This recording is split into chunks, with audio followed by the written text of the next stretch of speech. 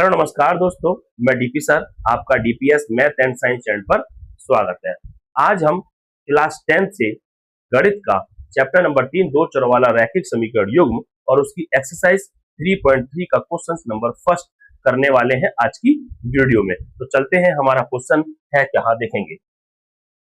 देखिए भाई, निम्न समीकरणों के युग्मों को विलोपन विधि तथा प्रतिस्थापन विधि से हल कीजिए और कौन सी विधि अधिक उपयुक्त है, आपको ये बतानी है।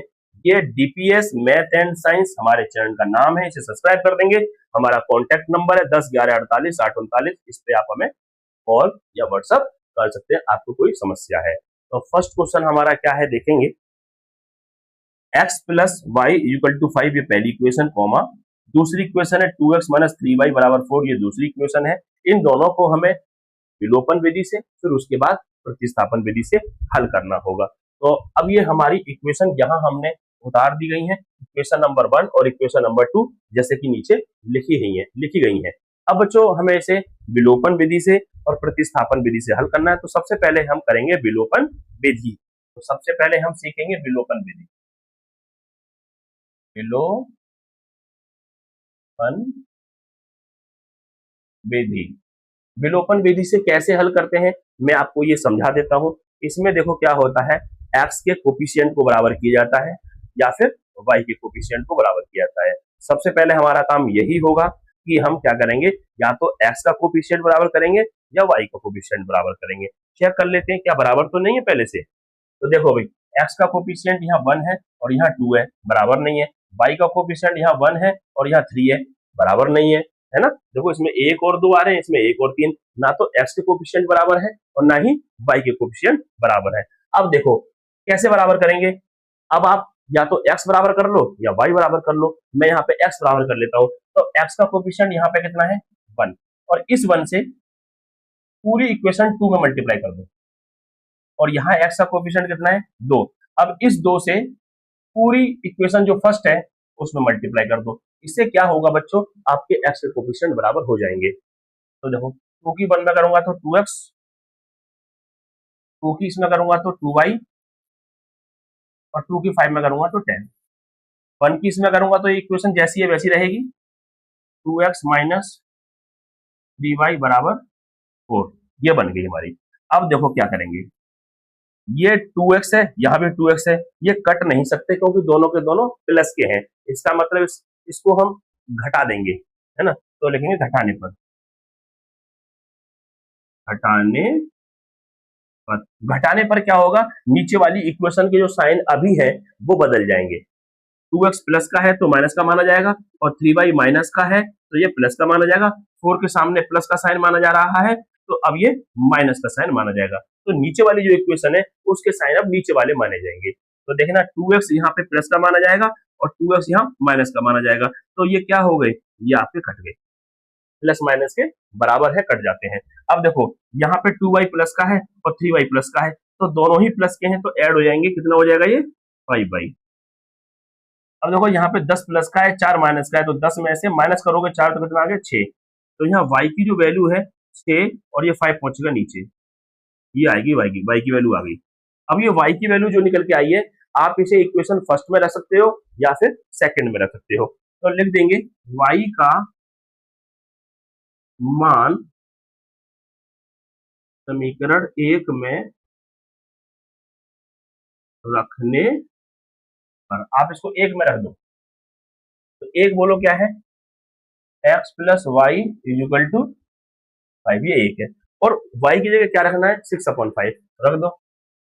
x प्लस वाई की जगह 6/5 बराबर 5, x बराबर हो गया 5। ये प्लस का है, उधर जाएगा तो क्या हो जाएगा, माइनस का 6/5 x। इसके नीचे क्या मान लेंगे हम, एलसीएम लेंगे तो उसके नीचे 1 मान लेंगे, तो 5 बन जा 5, क्रॉस मल्टीप्लाई। 5 की इसमें करेंगे तो 25, 5 5 25 होता है, और 1 की 6 में करेंगे तो यहाँ 6 हो जाएगा।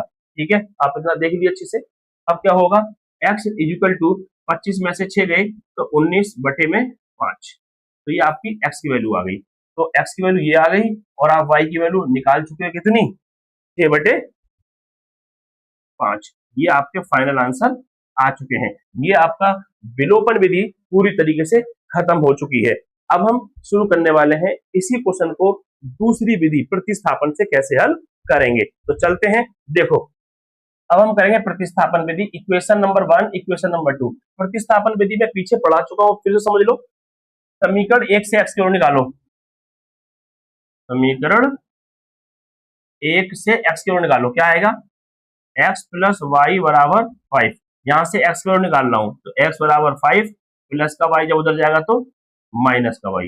ये जो x की वैल्यू आई है, ये समीकरण नंबर आपने 1 से निकाली है, तो आप इसे 2 में रख दो। तो देखो x बराबर 5 माइनस वाई समीकरण 2 में रखने पर। इस बात का बहुत ध्यान रखना, आप समीकरण 1 से यानी 1 से x निकाल रहे हो तो कभी भी ये 1 में मत रख देना, ये आपको दूसरी इक्वेशन में रखनी होगी। यदि आप x की वैल्यू निकाल रहे हो दूसरी से तो उसे हम फर्स्ट में रखना होता है। तो x बराबर 5 माइनस वाई समीकरण 2 में रखो। समीकरण 2 क्या है हमारी, 2x माइनस 3y बराबर 4, रख दो इसमें। लो भाई देखो 2 ब्रैकेट में और x की वैल्यू यही 5 माइनस वाई, 5 माइनस वाई और माइनस 3y बराबर 4।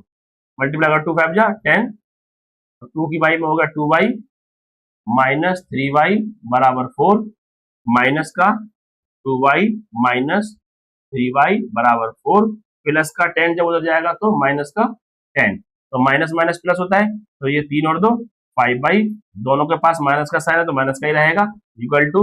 अब यहाँ पे 10 में से 4 गया तो 6 बचे, माइनस का बड़ा है तो माइनस का साइन, इस माइनस से माइनस कैंसिल हो गया, तो y बराबर आ गया 6/5। वहां भी यही निकाली थी आपने y की वैल्यू, यहाँ भी वही आई है।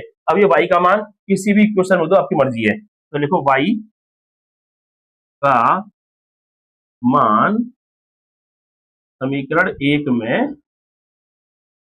रखने पर। तो समीकरण 1 देखो क्या है, ये x plus Y, x plus Y equal to 5। अब आप इसमें y की वैल्यू रख देंगे, y की वैल्यू है 6/5 इक्वल टू 5।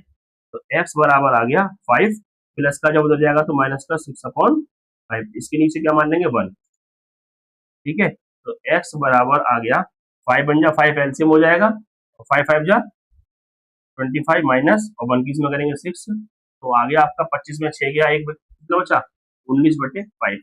तो हमारी ये x की वैल्यू आ गई और यहाँ ये y की वैल्यू आ गई।